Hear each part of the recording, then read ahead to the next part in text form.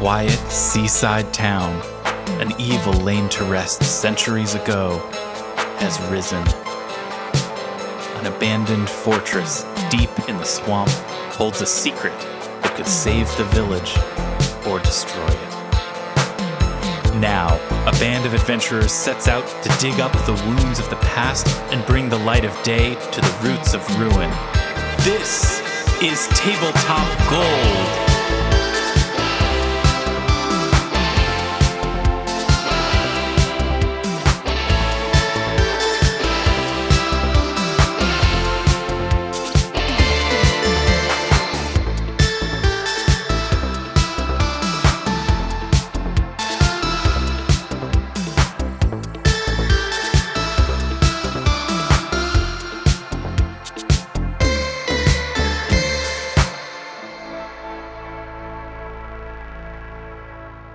Da-da-dun, da-da-dun, gung, gung, gung, gung. Da-da-dun, da-da-dun, gung, gung, gung, gung. Da-da-dun, da-da-da-da. Hello, everybody. It's March. It's time for madness, malt madness. We're going to get to our Pathfinder game in just a second, but first I'm going to throw it to David, and we're going to kick this tournament off right now. David, malt madness, what's it all about? It's a tournament is all I know, but tell me the rest, and let's get this going. Let's get this first round underway. That's right. It's Malt Madness time, and I want to start by reminding everyone how we got here. Recently, on a recent episode, we were discussing things that we used to want when we were kids. Oh, it was Malt Madness. It was Mall Madness. Exactly. And we And could not understand if someone said Mall Madness or Malt Madness, and here we are in Malt Madness. There we are. Yes, and now we're here to do what we at Tabletop Gold do best, or I guess the thing we do second best, which is run a bit into the ground. That's right. A month-long bet. Let's go. I was told by my husband when I said, "Oh, I'm so excited for Malt Madness." He's like, "Wait, you guys are actually doing that? That's so dumb." Oh, we're doing it. Boy, howdy, we're doing are we? it. We're doing it, Chris. I have compiled this bracket that I would like to share with you right now. How do I do this? I can't share my screen, so I guess send us a link. I could email it to you. Yeah, let me just put a link in the chat here. Okay, and I'll put this up on screen. So I'm just going to run through the seeds very quickly, 1 through 8, and then we'll dive into the first 2 matchups of this week. All right. Our number 1 seed is the classic sweet dessert beverage, the chocolate malt.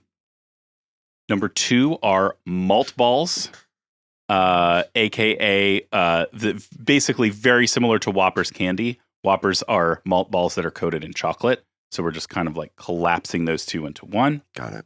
You can eat a malt ball without it, but who does that? Yeah. The 3 seed malt vinegar. Mm. The number 4 seed malt liquor. Some of you may be familiar. I know I am. Number 5 seed Maltomeal. Oh, not familiar with that. I don't know. Any of these, as they come up, I will fill in some of the blanks. I don't want to get waylaid here. I do have some questions. Preview them all. Number 6 is Ovaltine. Yeah. which is a malted beverage. Mm-hmm. Number 7 is Vegemite, which is a malted foodstuff. And finally, the number 8 seed, the Isle of Malta. Oh. Which is a malted location. So those are our 8. We will, over the course of the month, we will work through the paired matchups, and gradually, over the course of 4 weeks, we will crown the greatest malt of all time, aka the GMAT. Greatest malt of all time. Got it. The first matchup is the number 1 seed, the chocolate malt, against the number 8 seed, the Island of Malta. What if I told you, David, that Yes. I've never heard, like, your number 1 seed is something I've never heard of? Like, I don't know what a chocolate malt is. That's just Wow, not an that idea I'm hurts. familiar with. Okay, have you heard any of the following phrases? Sure.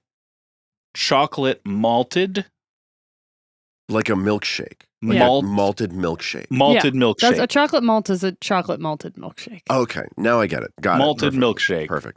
Chocolate malt, a vanilla malted milkshake, a chocolate malted milkshake, a chocolate malted, a chocolate malt. I gotcha. I believe these are all interchangeable terms. I probably chose the one that's most obscure because that was what they called them at the Oakland Athletics baseball games when I was a kid. So that's what came to mind for me. I see how this ended up as the number 1 seed. All right. So we've got the malted milkshake in whatever flavor you prefer up against the Isle of Malta, which, as a reminder, is the Republic of Malta. It's an island country in southern Europe located in the Mediterranean Sea between Sicily and North Africa. The Republic of Malta. So yeah, let's maybe start with, I heard an so now you have to talk forever. I gotta go first. Robin. That's fair. So I did not expect to see Malta on this bracket. Mhm. Fun fact, my undergrad dissertation was on the prehistoric archaeology of Malta. Okay. Well, I just assumed. Yeah, honestly. And it then inspired my entire graduate dissertation.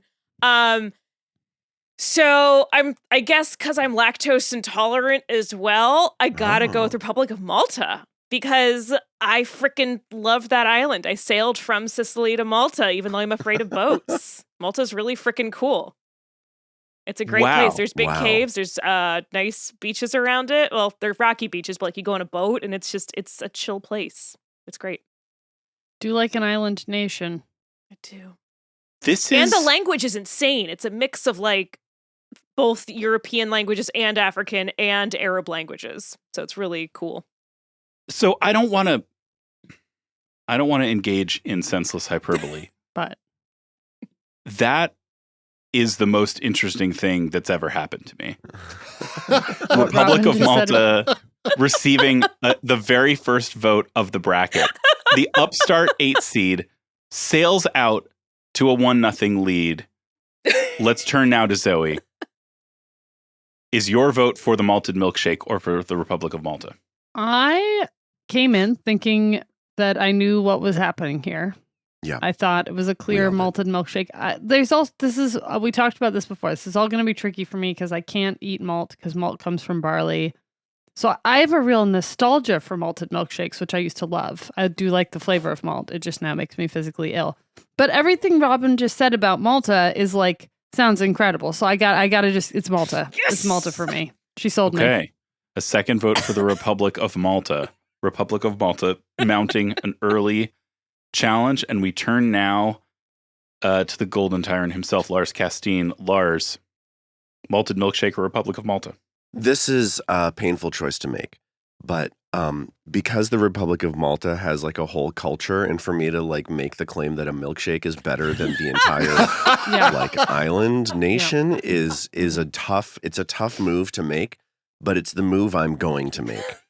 I think malted milkshakes are awesome. I love the way they taste, and I've never been to Malta, so that's it for me. Yeah. You could have a malted milkshake in Malta. I respect that, man. Sorry, I don't actually know what you voted for. I voted for the malted milkshake. Okay, got it. Yep, very good. And so a 2-1, thereby having the advantage of the Republic of Malta. We turn now to our Matt Humphreys. Our Matt, malted milkshake or the Republic of Malta? Weirdly have a fondness for the Republic of Malta myself. In the brief window of my post-college years, a dear friend of mine created a Facebook group that was like kind of, I think maybe just us, but it was the Knights of Malta, which is of course like a contemporary knightly order. So I'm kind of.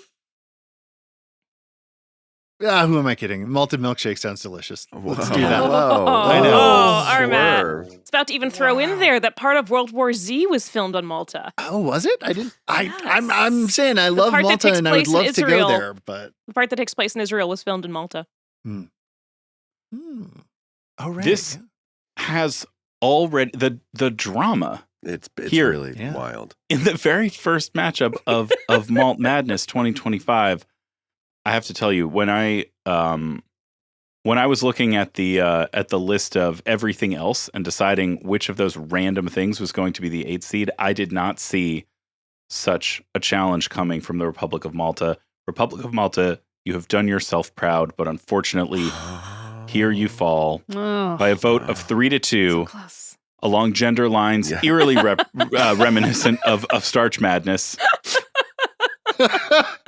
And the malted milkshake moves on to the semifinals. I respect it. Yeah. No, I mean, I'm not mad about it, but definitely. I'm also not mad sad, about it. but I'm not if that mad, makes yeah. sense. It makes a lot of sense. It does. And equally sensical will be our next matchup of the week, which will be down here on the bottom left for those of you following visually. Number 4 seed Malt Liquor against the number 5 seed Malt O'Meal.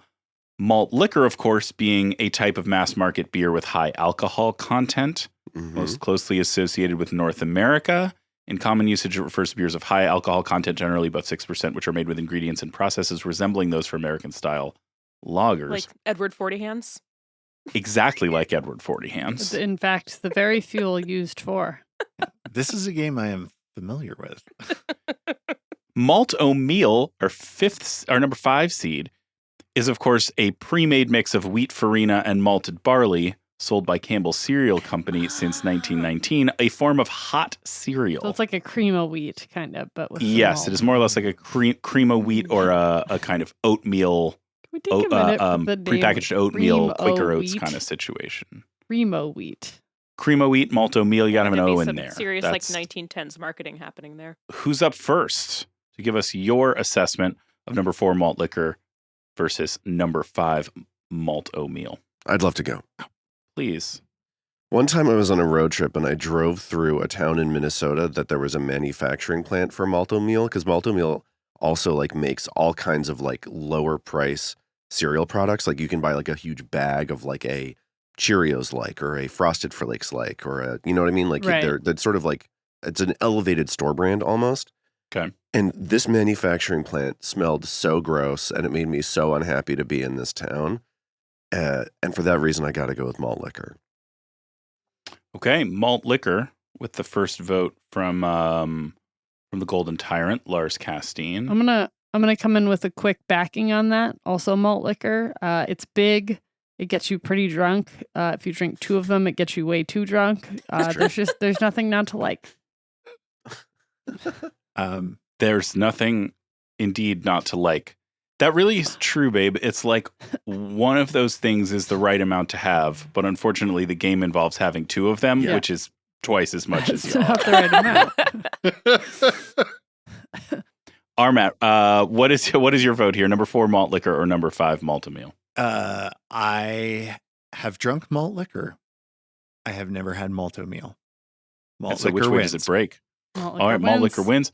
Robin, malt liquor or malt meal? That would have been a very funny vote if Armet were like, I have not had Malto Meal, but I have had malt liquor. So It's Malto definitely Malto Meal. Because And that would therefore I make vote just for as much Malto Meal. sense to me as well. Totally. Absolutely. Malt liquor can really take you into a bad place. It can. I've never had malt liquor, and I have had not necessarily malto meal, but like farina. And so I've got to go with Like malt liquor. Dennis. All right, this may be a clean sweep for malt Wow. liquor. Well, that's an awfully large assumption. I said May. May. No, you're absolutely Clean right. My vote is for malt liquor as well. I have never had farina to my knowledge. You're not really a hot cereal man. Not even Dennis. It's I recognize Malto Meal as something that used to be one of the free prize giveaways on Jeopardy and Wheel of Fortune back in the yeah. day. Yeah. It's not as good as oatmeal or grits. It's Yeah. like somewhere in between the 2 of them, sure. and they both do the thing they do better. Even the presence of malt can't put it over the top. So to recap, that is a clean sweep, a dominant win for malt liquor. So it too moves on to the semifinal round. Our first winner, number 1 seed, Malted Milkshake edging out the Republic of Malta 3-2 to advance to the semifinals, where it will face Malt Liquor after a dominant 5-0 win over Malt O'Meal Farina mix.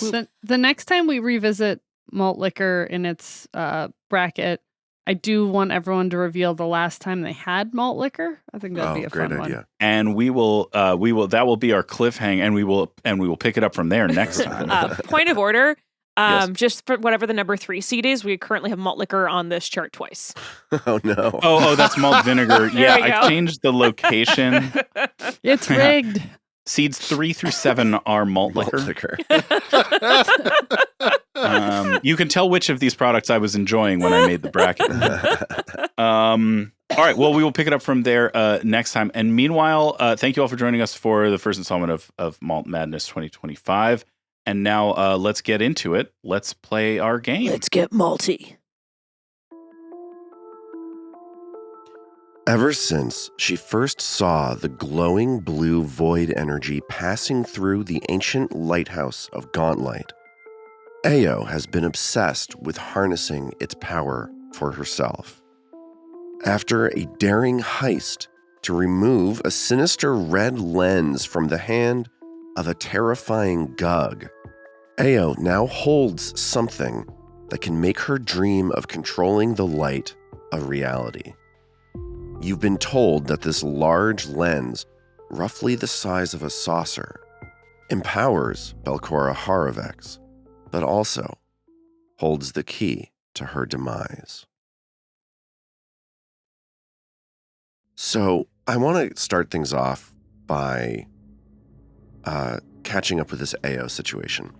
Everything happened like very, very quickly at the end of the last session, where you essentially like all surrounded Earthagal, this Gug, stole the lens, and then Ao like ran out to this pillar that's like 30 feet above the swamp here on the 8th floor of the Abomination vaults. Ao is holding this lens in her hand and has just magically invested it, meaning that she is like using its power. I'm going to tell you kind of what it is that this lens does, and then we're going to check in on what is happening with Ao, and I'm going to ask Zoe about that before we move on. Great. So basically, this lens has a few different things that it can do. One is that like while you have it invested, you seethe with a malevolent fury you can barely contain. It gives you a bonus to saving throws against fear effects and a bonus to melee strike damage. This is something that we talked about right after we went off the air last time. Right. This is like a +4 item bonus to damage if the melee strike is a Jaws attack, which is like a real salt in the wound situation. Yeah. It's just kind of the way it worked out. And you can activate this lens in 2 different ways. One is that if you hold the lens in your hand and make a strike with a different hand, that strike gets an additional 1d8 damage or 2d8 if it's a jaw strike, and doesn't count towards your multiple attack penalty. That's something you can do once per day. Wow. It's like a 2-action activity for a big hit, a super big hit if you're biting somebody. And then the last thing is the thing that's maybe relevant for the idea of this being like usable against Belcora Haravex. Basically, while you grasp the lens, you can make a spell attack roll with like a set modifier. And if you hit your target, you push this like splinter of Nimbleoth's essence that's floating in the lens. And I want to show that to you real quick, if we could. This like pulsating So red cool. thing inside of this lens goes Wow. into the person that you're striking with. Then you lose the powers of the lens, and the target that you're attacking gets those benefits. And that's something, when you've heard about like the essences shall be united, this idea of there being a host or something like that, you don't know exactly how all of that stuff works, but Ao, as she's holding this lens and contemplating it, has a sense that like infusing this energy into Belcora. Somehow you don't have all of the pieces yet, but that this element of it is potentially going to be valuable in your ultimate quest. So I just want to ask Zoe, like, how does Ao react to getting this, like, this item of, like, ridiculous power and also, like, historical import and also significance to your ongoing journey here, but also Ao's own personal thing? Like, there's so much going on. Yeah. I don't know if there's an easy way to talk about this, but just whatever you're thinking is kind of what I want to hear. I think at first it's just a total flurry, right? Like, Troll grabs this thing, Ao was ready to grab it, Troll tosses it to her, she runs out, like, and I think once she gets out on this 30-foot pillar, she's sort of panting a little bit and looks down at it, and then my understanding, because I've chosen to activate it and engage with it, is that I'm now quite angry. Yeah.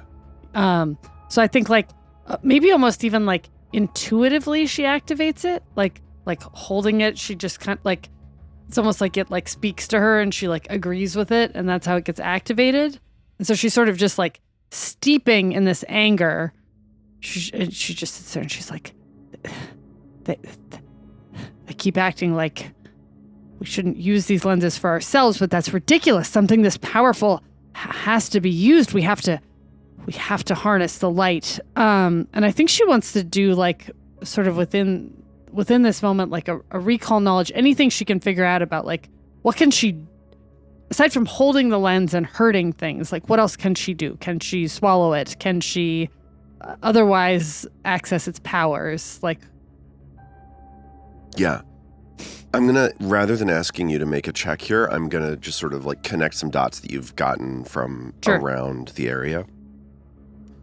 You know, we're playing this so that Ao has this intuitive sense of this thing as soon as she grabs it. The thing that you know about these lenses are that there needs to be a host that connects them together. I think now that you have this thing in your hand, Ao is able to understand that, like, the idea of hosting it within her body, that's not quite right.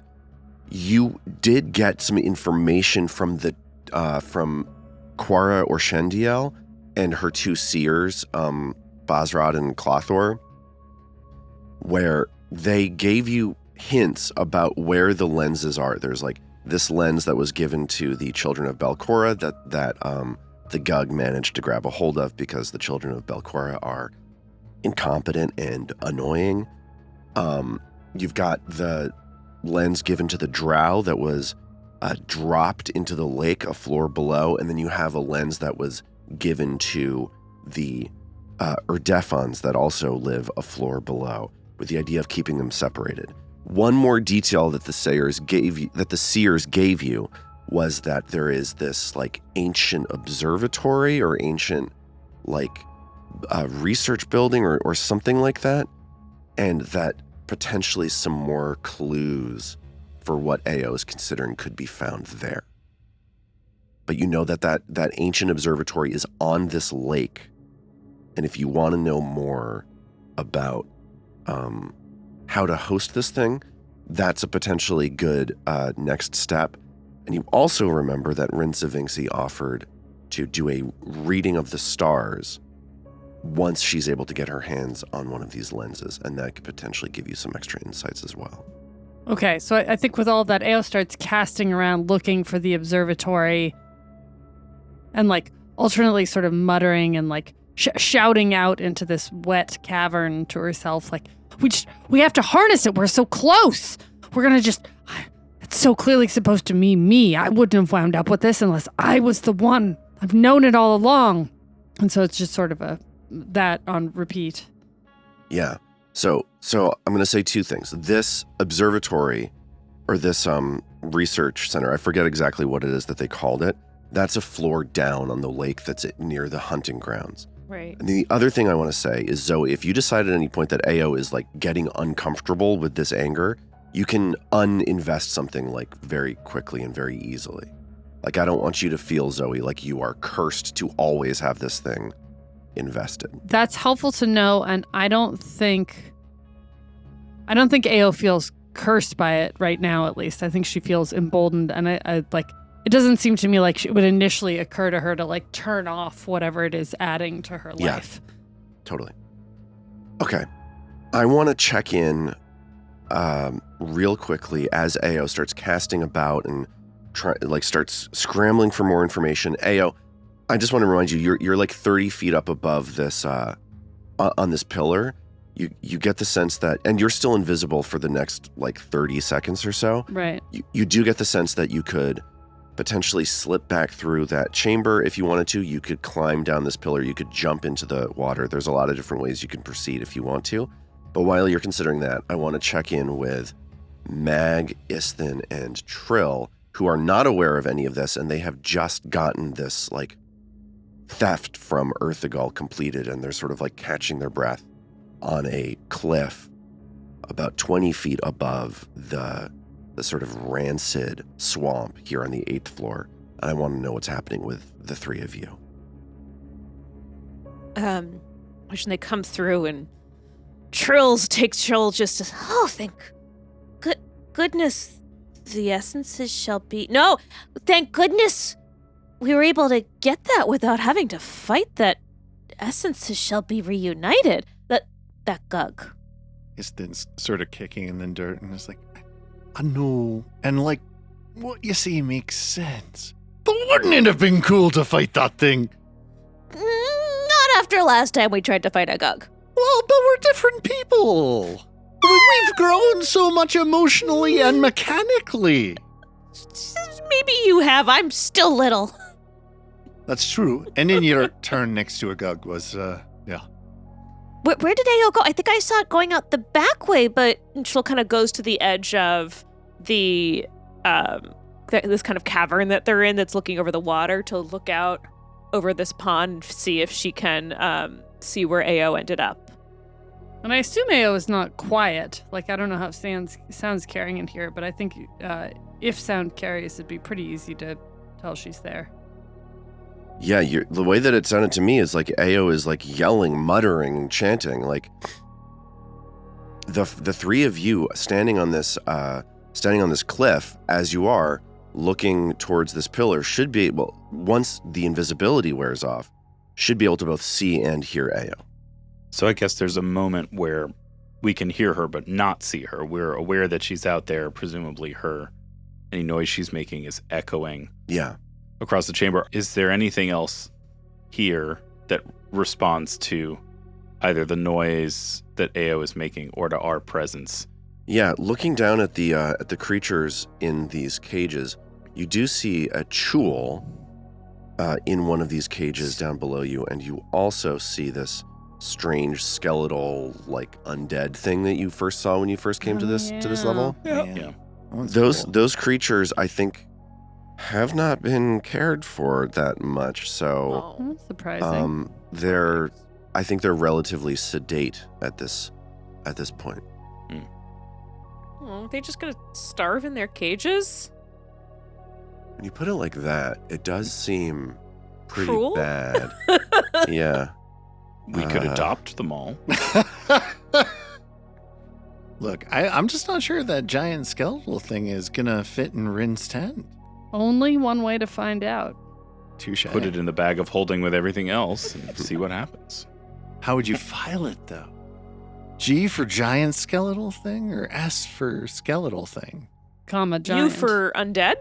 Oh, that would work. Taxonomically accurate. I think it might be B for bad idea. Yeah, that seems like it would work, too. I'm going to say that as you're sort of scouting the area, trying to see if there are any enemies around, you don't see anything, and that's going to be enough time for this invisibility to fade off of Ao. Is she on top of that pillar that we climbed up that first time we came down here? God, that feels like so long ago, but probably it was only like 5 days ago. Seems like a lifetime has passed in between. Ao! Ao!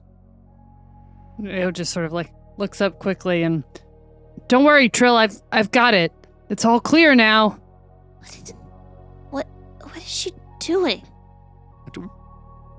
actually know.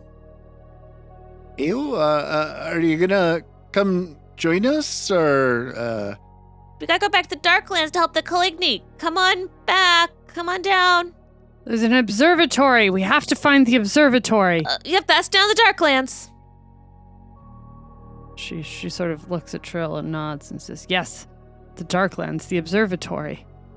We'll make what is already clear even clearer. And she begins climbing down the wall. And Mag will jump in the water and swim over to Ao. I think Trill looks at that happening and just goes back down the pathway. Istin joins Trill. As they're walking, Trill kind of looks up at Istin.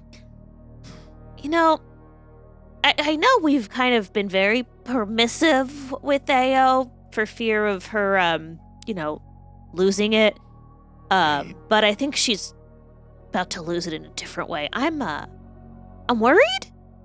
You're worried? Oh, yeah, I was sort of worried too, I know when you're a certain age, vile, evil magic seems like a cool thing. I mean, I certainly thought that. Right? Yeah, absolutely. But as you grow older, and the more you fight the, minions of darkness in their various forms and shapes, you start to realize,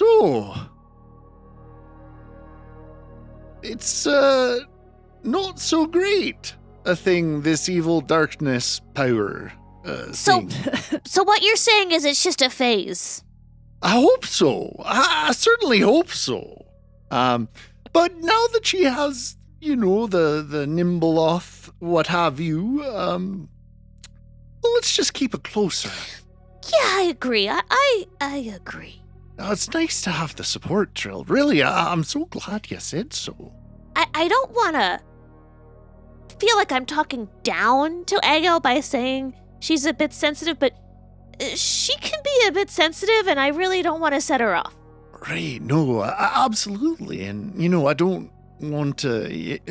well, it's like you said, you want to be clear that you're on their team, not that you're judging them or anything.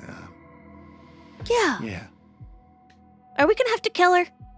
God, I hope not. I really don't want to. By his tankard. And Istin raises his little drinking horn up and is like, Caden Kalian, if you're listening, buddy, I could use the help.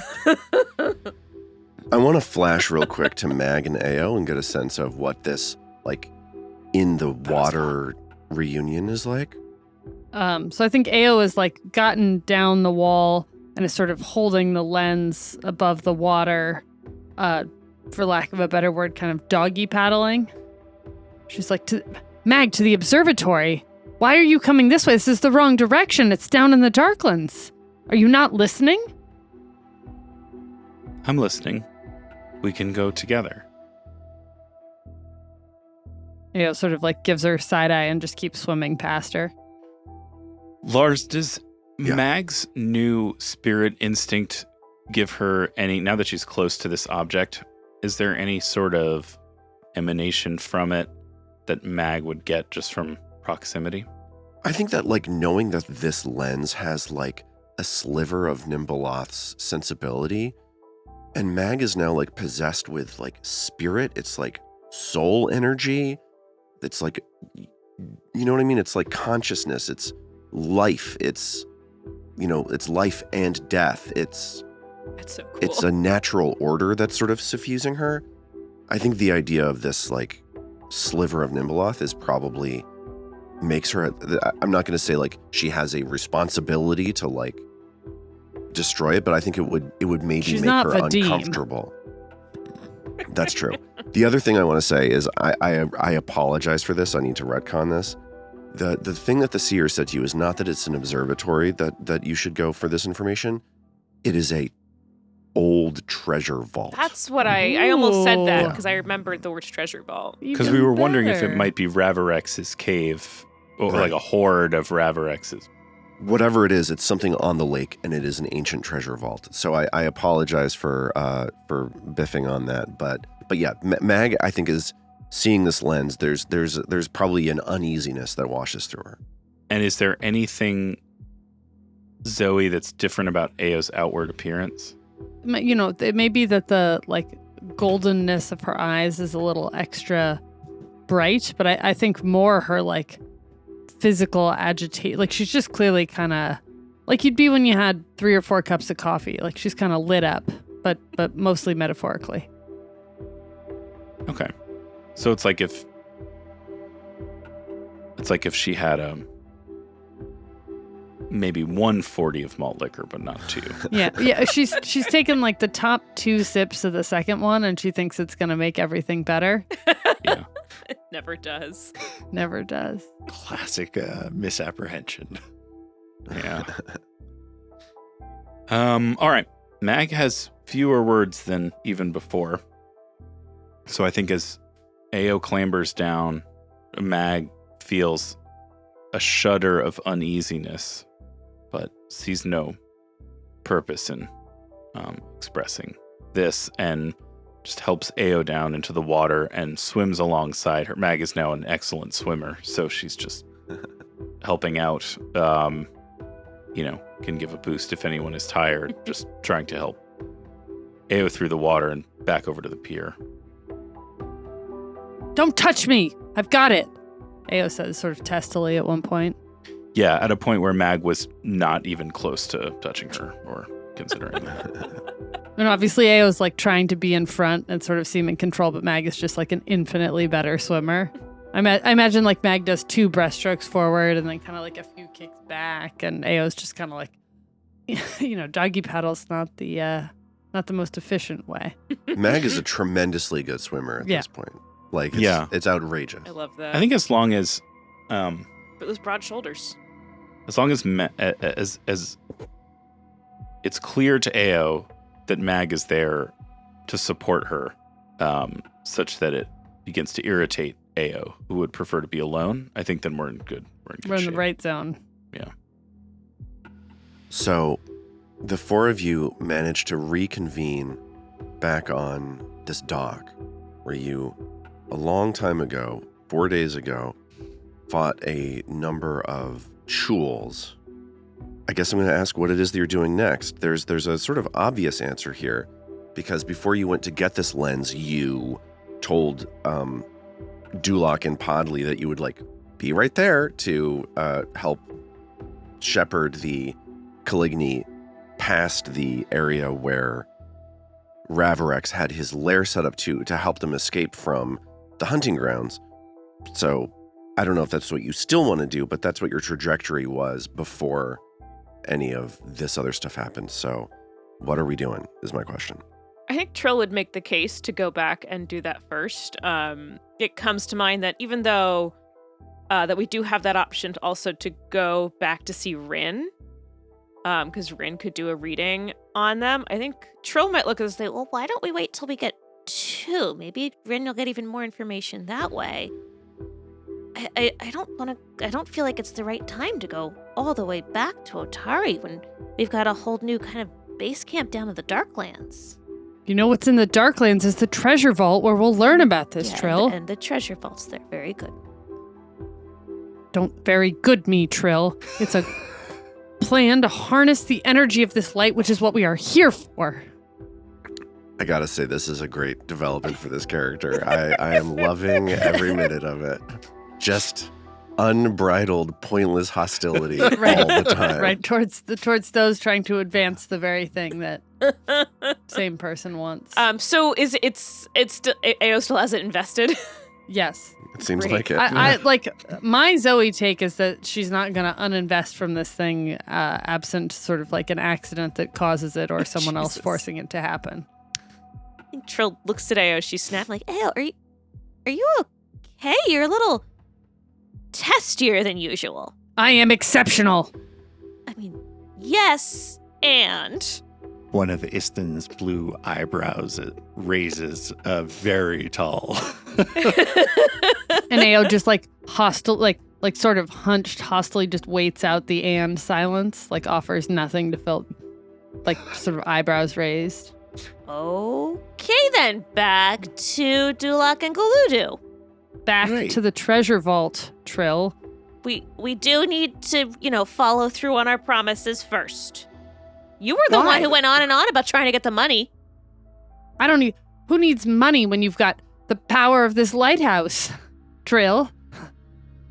It's a saying my mother used to sing to me while I was a babe. The classic folk song Yeah, by Barnaby Baggins.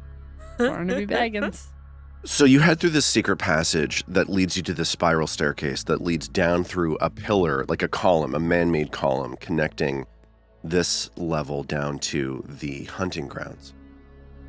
And after descending another stairway, the four of you are back in this sort of mess hall, this eating chamber that is filled with Caligny. There are 1, 2, 3, 4, 5, 6, 7, 8 Caligny here at this point.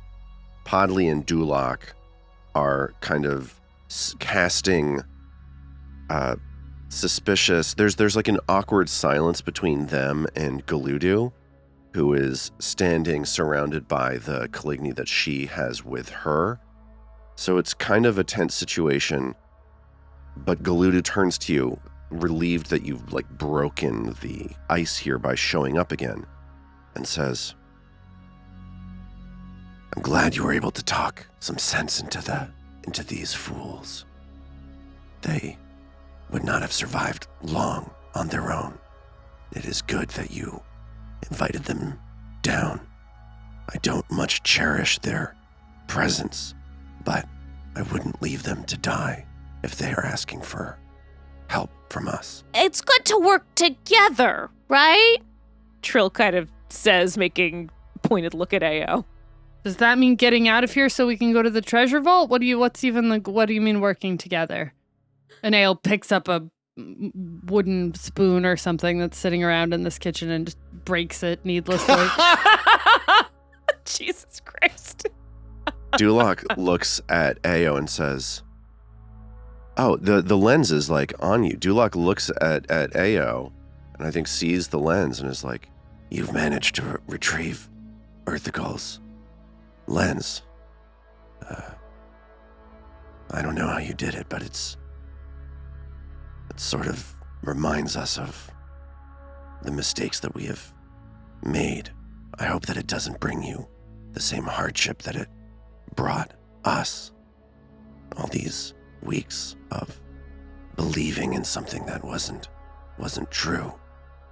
I hope you're made of stronger stuff than we are." And Ao sort of like snarls a little and she's like, "You just didn't understand it." Dulak nods. She says, "That's true. We didn't. Until your friend here showed us the error of our ways. So we should probably go. This situation is getting really weird. So let's GTFO." Okay, which way are we going? Let's do this thing. Galudu steps forward and says, "You lead the way, and we will follow you. You said that you cleared the path to the east, past the Black Dragon." Oh, yeah. Yeah, that's clear. Are we doing, like, if we're here for the bounty, are we doing half of the bounty up front and half on the back end, or? "Oh, no, you're right. I should give this thing to you. Sorry." And she hands you a wand of continuation that casts the spell Mountain Resilience. Who would like this? Ooh, tell me more. Well, a wand of continuation is, we talked about this before. This is a thing that has like an additional, the duration of the thing is like, of any spell that is cast with it is 50% longer. Mm-hmm. Oh, that's very So good for mountain resilience because it's the old thing that used to be stone skin. And when you get hit while you have that spell on you, it like reduces a number of minutes from the spell. So having 50% more is like having 50% more hit points. Or What Exactly. what type of magic is it? Mountain Resilience is on the Arcane and Primal list. So that sounds like it's Iston. all right. Don't mind if I do. Because Trill can't use that. So Galudu says, I thank you for your help. Here, take this. And she hands over this wand. It's in Iston's inventory now.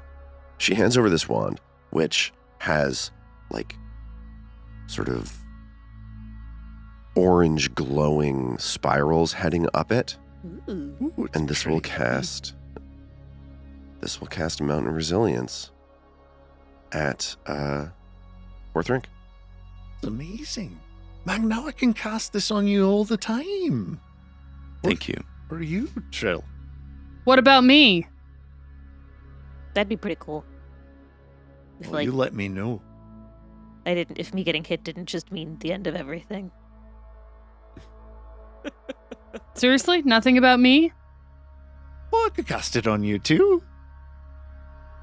You also haven't really been hit in quite a while. Yeah, well, that's my superior fighting skills. That's why this lens chose me. I'm pretty sure I tossed Right. it to you. Yeah, that seems more the appropriate assignation of agents and.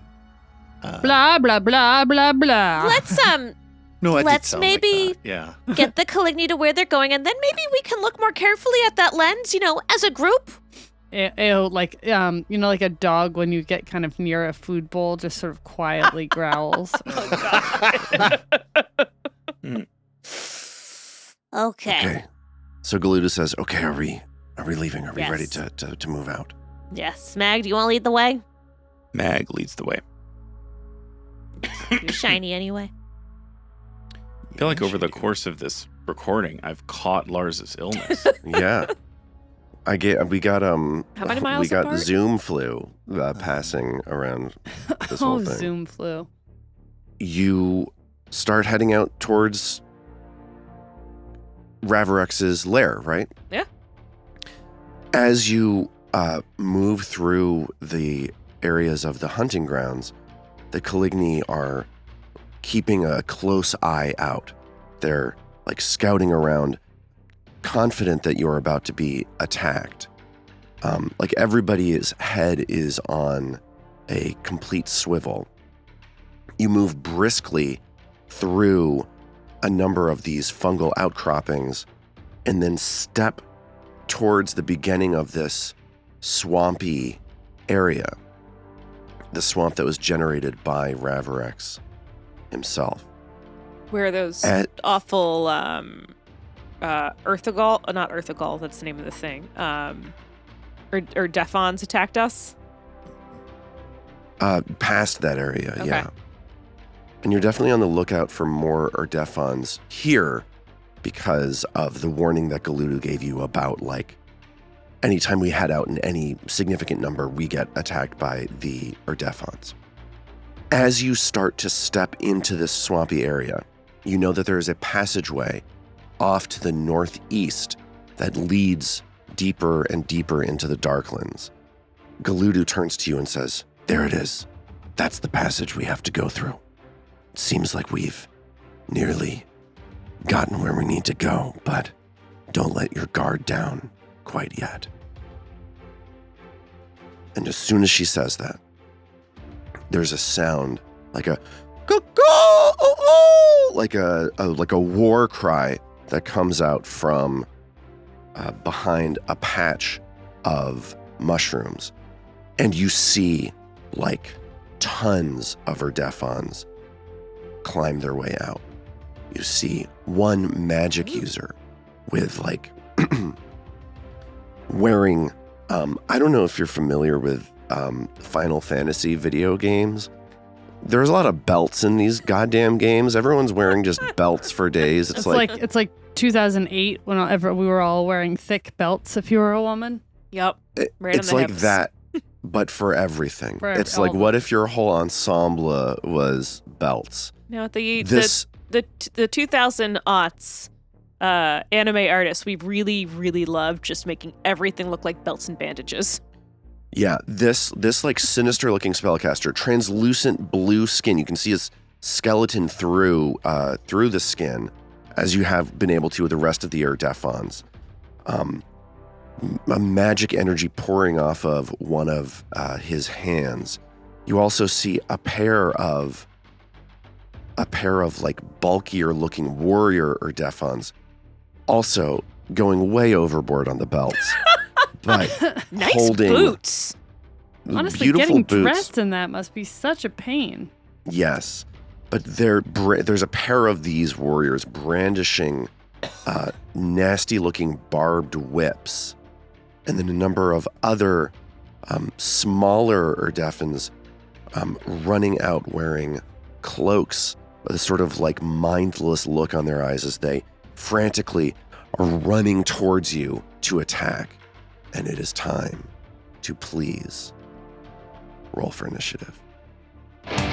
Yeah. Roll for initiative. Well, this is a little overboard. Right. Here we go, an encounter where I'm controlling a million dudes. Why are you doing this to Wow. yourself? It's a dream come true. Why are you hitting yourself? I don't know. As I was preparing this encounter, I was like, a really good GM would come up with some clever way of doing this. Oh well. Oh, well. I don't feel like AO's particularly hidden. Do you, Lars?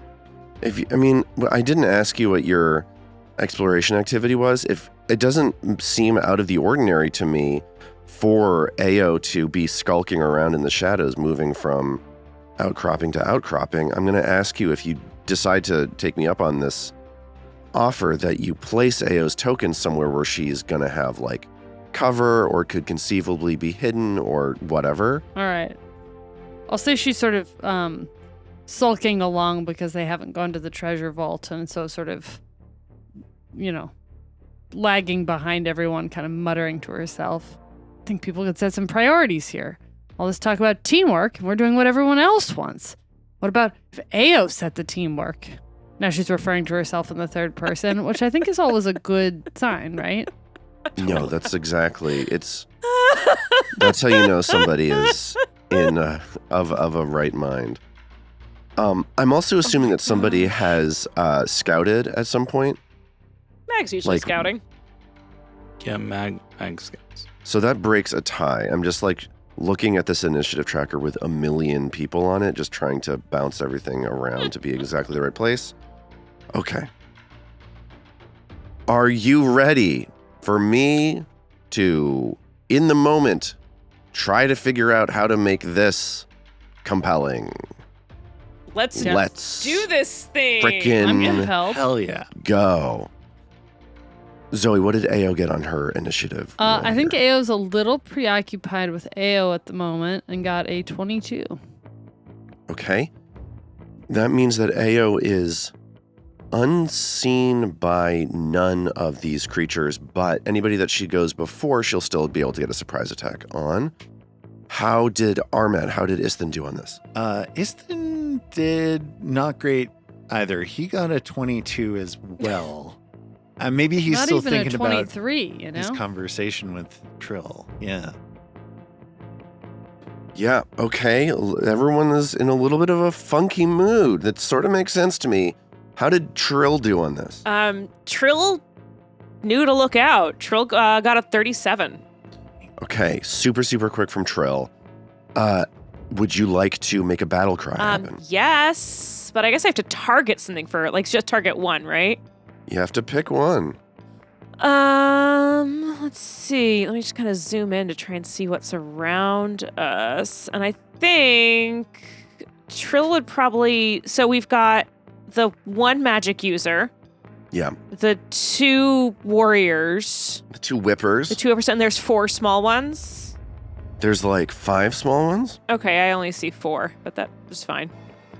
So I guess Trill's gonna focus on the whipper that's closest to her. Okay. As Trill shouts out or plays this scary song towards the whipper, The whipper just goes, "Ah!" Like they are completely not afraid. They're immune to fear effects. Wow. So it didn't matter what I rolled. Cool. No. That's good to know. Okay. And how did Mag do? It's also a 22 for Mag. I think the sheer number of adversaries here is surprising. It's a lot. Yeah, so 3 of you rolled 22s. It's kind of crazy. I don't know what the chances of that happening are, but I don't think it that's ever happened. happened for us Yeah, that before. was- Yeah. Funny. 1 in 4. Okay. 1 in 4.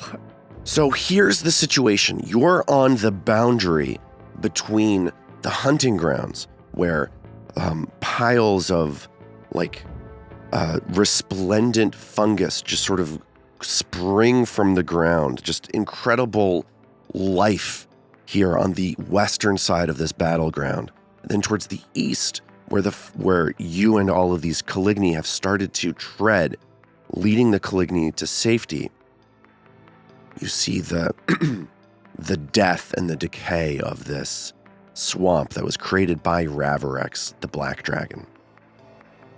There's screaming, there's chaos as like 8 of these Erdefons are just throwing themselves at you, trying to capitalize on the weakness of these confused and lost Caligni refugees. And the 4 of you are here to hold the line, to help the Caligni stand their ground and to escape before they get overpowered by these Erdefons. At the top of round 1, it is Trill's turn. Trill has just realized that none of these Erdefons are susceptible to Wait. fear. None are susceptible to fear. Okay. So that at least tells me not to bother with harmonizing, as I was just trying to figure out. So one of Trill's tools is taken away from her, to be Yeah. sure. I love though, like it really, Battle Cry really does act as like a free recall knowledge that I love. Totally. I don't have to spend Yeah. an whole action to figure out that they are immune to fear effects. It's so That feat helpful. is good. So I guess for Trill's first action, then she's going to lingering comp for Courageous Anthem, because we're not immune to that. So that's a 38. So we got 4 rounds. Awesome. Okay.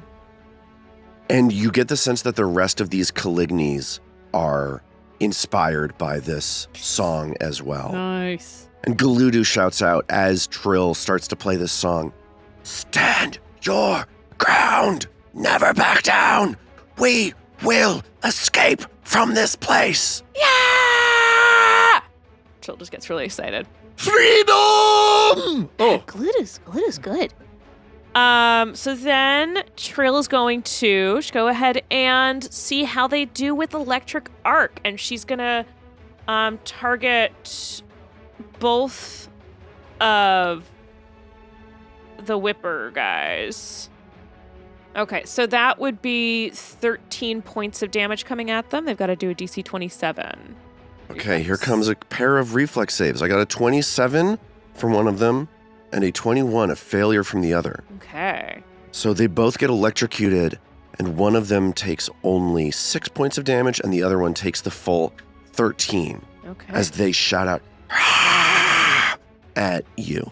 I like to in imagine return. that the their bones kind of like flash a little bit through their skin as they get hit with the electricity. Like old cartoons of skeletons. Yeah, I mean, you already can see their skeletons, so I think that it's like totally. You can see like the tendrils of the electricity permeate this clear skin. Like you fully see the shock go into and through their bodies as you're able to see everything happening inside of them. That'd be some good art there. I like the idea of that. As Trill ends her turn, one of the Caligni runs up, pushes past Galudo, and 10, 15, 20, 25, runs straight up to one of those whippers, one of the Erdefons with the whips. And and pushes a short sword forward as they run, screaming in rage. That was a 23 to hit. It was a 24 to hit. Only hits because of the courageous anthem from Trill. Nice. So here comes a damage roll. That is 12 points of damage from this Caligny defender. And then the defender takes a step back to clear the way for some of their allies to strike instead. One of the smaller Urdefons rushes forward as I look at this character sheet real quick. So Lars is just going to be talking for so long, I guys. Yeah. They are almost all of them are going before the rest of Which in us. general terms I think is so great. I just wish your voice were I away. know. Yeah. You're doing this Seriously. when you're sick and not feeling great. Bless you. So, can't get over how tiny those little Urdefons are. So this little Urdefon, the one that we're talking about, throws its head back and goes, "Ah, ah, ah, ah," and uses a skill called Stoke the Fervent, which causes all of the rest of these Urdefons to go totally bananas, and they all start screaming in unison as the battle cry sends all of these Urdefon into a fanatical frenzy. This is going to give them bonuses to attack rolls, damage rolls, saving throws, but makes them easier to hit as they lower their defenses, as they descend into a bestial frenzy. And they've got one more action, and they're gonna use that to, eat a potato. I don't know. They're gonna try to hide is what they're gonna try to do. They don't have stealth. They're gonna run forward. See you later, idiot. Bestial Frenzy is my new black metal band, by the way. Ooh, that's a good name. Yeah. Next up is one of these whip-wielding Urdefons. They step forwards towards Trill,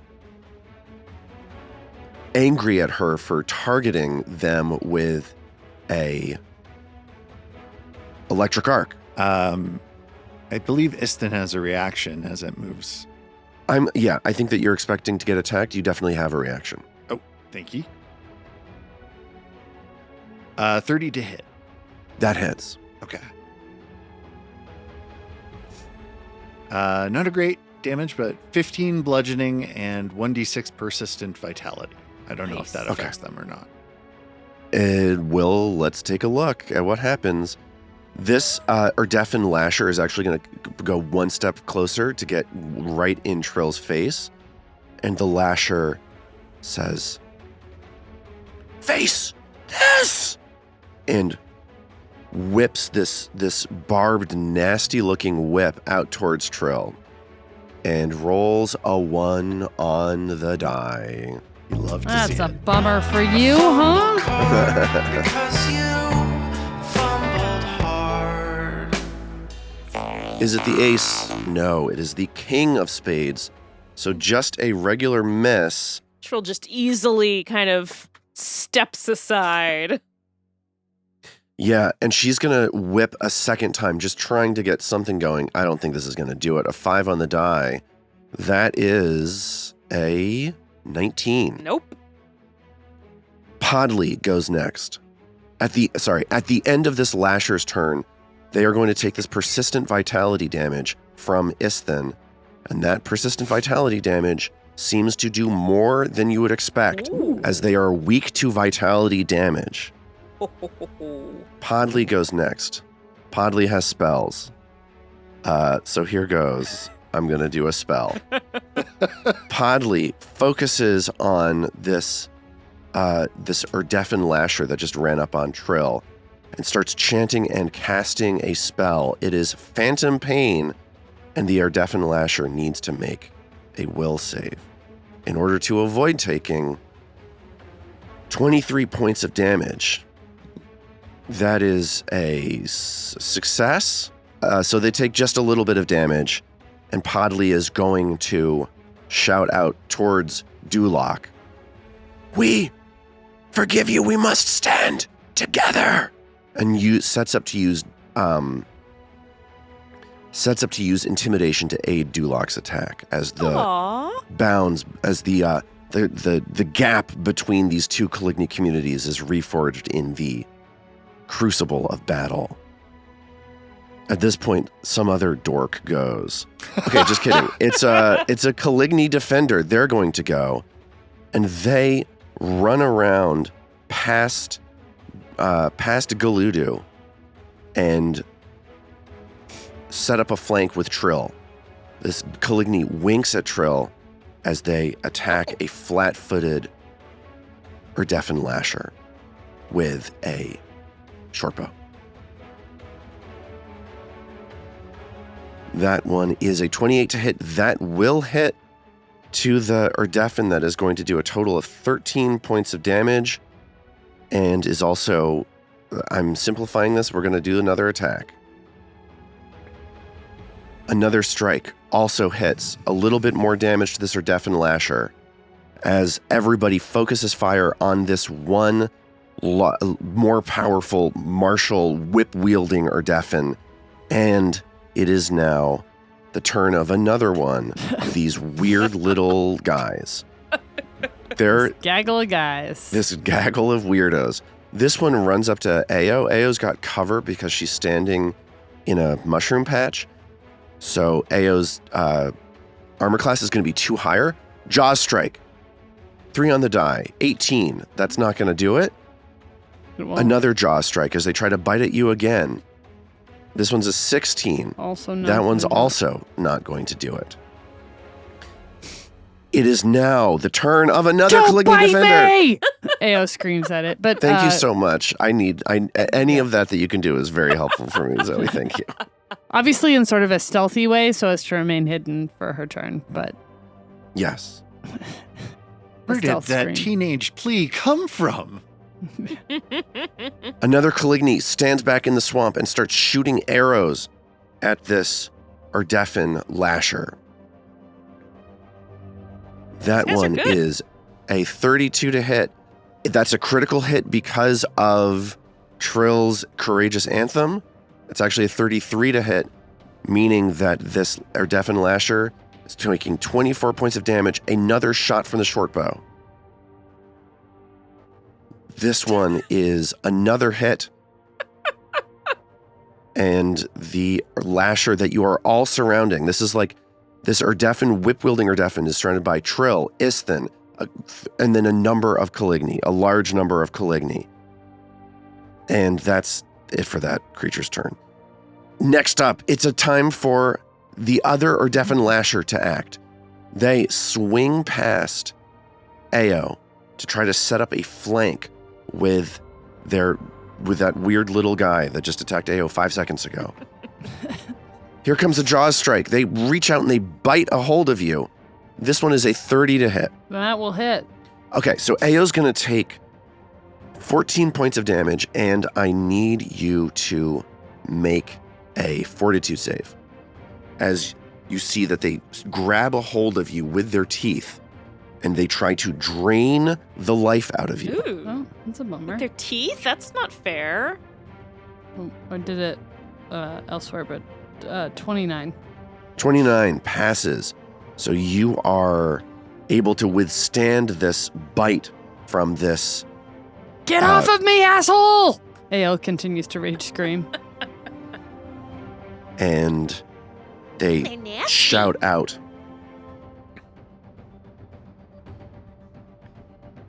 No.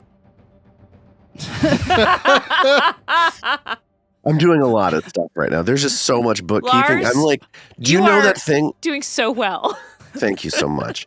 Do you know that thing where people do like Excel championships where they can like do spreadsheets really fast? Yeah. That's what I'm doing right now, by the way. Okay, so they try to whip you. They miss. Next up, it's another of these Erdefins, this weird little guy. They're going to run forward towards Padli using 2 move actions, and they're going to try to bite Padli. Man, this biting. That's a 20 on the die. Wow, sorry, Padli. Yeah, that's right. Here comes a crit card from this weird little guy. Against Padli. Very good. Nice. It's a 2. Nice. It's a 2. Deuce of spades. So here comes a critical hit. Padli screams out in pain as he takes 24 points of ding-dong damage. Padli still drunk? Padli is drunk On malt Makes sense. liquor. on malt liquor, Podly 40, 40 hands. and Padli has to make a fortitude save. Nice when we get the episode name. He rolls a 1 on the die. He critically fails. Oh, poor And Padli's Padli so becomes- drunk. Padli becomes drained too, Yikes. and the Erdefin regains 10 hit points. Nobody hit him, so it's fine. So Padli screams out, "No!" And Galudu shouts towards Padli, "We will not let you fall!" As it's now Galudu's turn. And Galudu, first off, swings around towards the Erdefin Lasher that she's standing right next to. Padli, screaming in pain, sees that Galudu is about to attack and does what he was setting up to do. He's setting up to aid with intimidation. It's a 26. That is a critical success, so Galudu is going to get a +2 on this strike as she shoves a dagger towards this Erdefin Lasher that you are all surrounding. Nice. So this is a massive critical hit as she channels Padli's energy into the strike, and this Erdefin Lasher dies. Galudu then scoots forward to surround this torment, to flank the Erdefin that is attacking Padli, trying to save Padli, and she says, "Let me return the favor." And she strikes out with a dagger towards this Erdefin as well. That is another massive critical hit from Galudu. Galudu's not messing around. 26 points of damage towards this Erdefin tormentor. Okay, somebody else gets to play the game now. It is now Isthin's turn. All right. Wow. The thing I was going to do now Not maybe done for is you.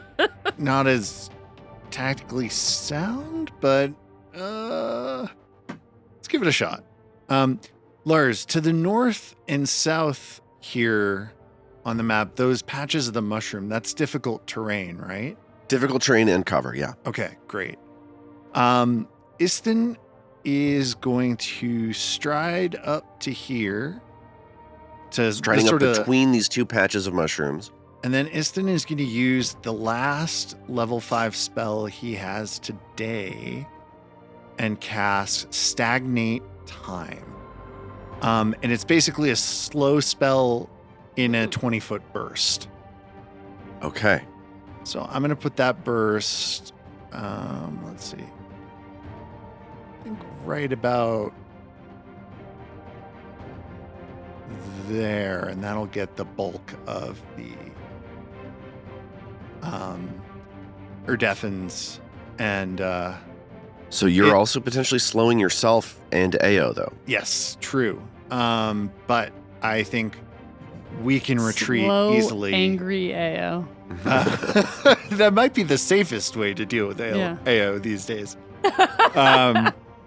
No, AO, I'm not trying to make you mad, but and that's his turn. Well, I got to make some saves, right? I'm going to make 1,000,000 will saves now. Please and thank you. That's right. Okay, so tell me what this looks like, please. So I think a burst of like sort of almost like iridescent bubble like material that like whoops out of nothingness to like sort of fill the space, almost like a gelatinous cube, but it's like eerie slowing magic. And everybody, as they start to move in the space, their limbs start trailing this iridescent slowing like color of around everything that starts to have any kind of motion. Now, did Isthin like swing his staff, point his staff, like bang it in the ground? Hell yeah, I love that. Great Like, idea, Rob. What did he do Yeah. to make it to get that? Yeah, he'll bang it into the ground. You shall not pass! You got the staff. You got to use it. It is an excellent call. I am grateful for the suggestion. Yeah. So it looks like you only got a couple of successes there. Yeah, so this is a save that I have to make at the beginning of these creatures' turns. I'm just doing it now because this is just an incredible amount of bookkeeping that you've thrown at me. I'm so sorry. Oh, it's fine. This is Got why we nothing play the but game. time. Yeah, we're not doing anything else. So yeah, it looks like Istin is also going to be slow at the beginning of his turn. And how did Ao? Can you give Zoe? Can you give me a save from Ao too? These saves are theoretically happening as your turn starts, but I'm just doing it now because otherwise I'll forget about it. Oh boy, what'd you get? 16. That's a critical failure, so you were Nice. slowed too, Oof. which sucks. Sucks. I'm really sorry about that. Yeah, I feel like it fits in with maybe it wasn't such a mistake. It's Mag's turn. Mag has just seen this bubble of time escape from Istin's staff, and nearly all of the attackers are moving in slow motion now.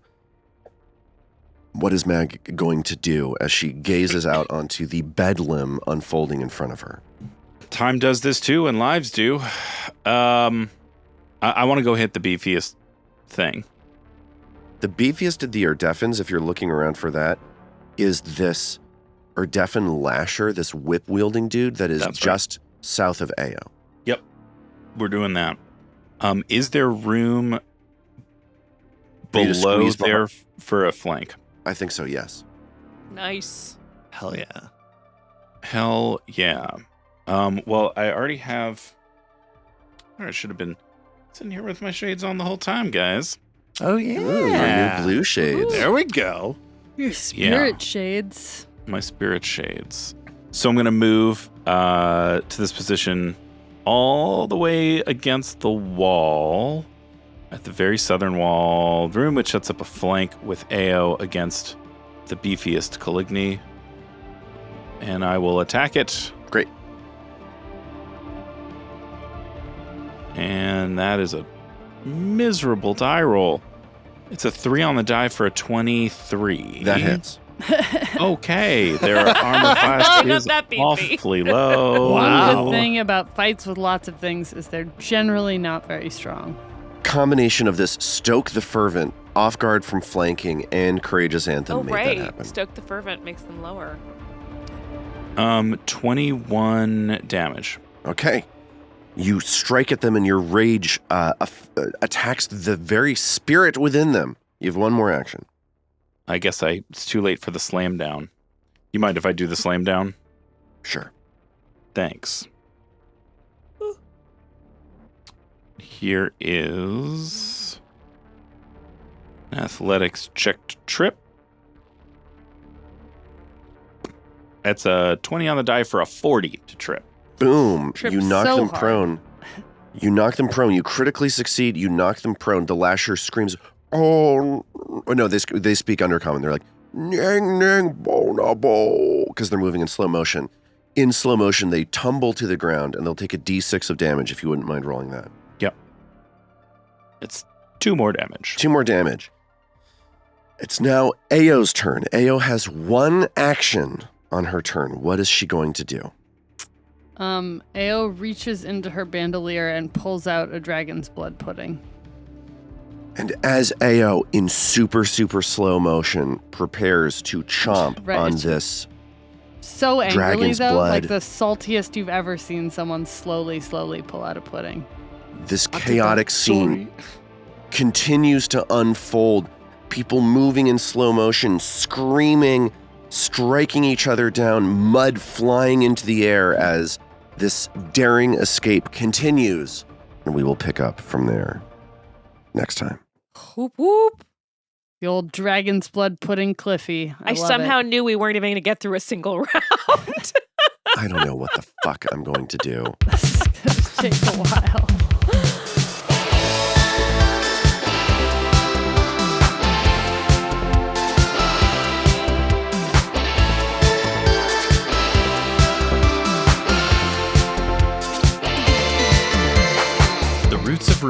is a Tabletop Gold production produced under the Paizo Incorporated fan content policy, using trademarks and copyrights owned by Paizo that are covered under that policy.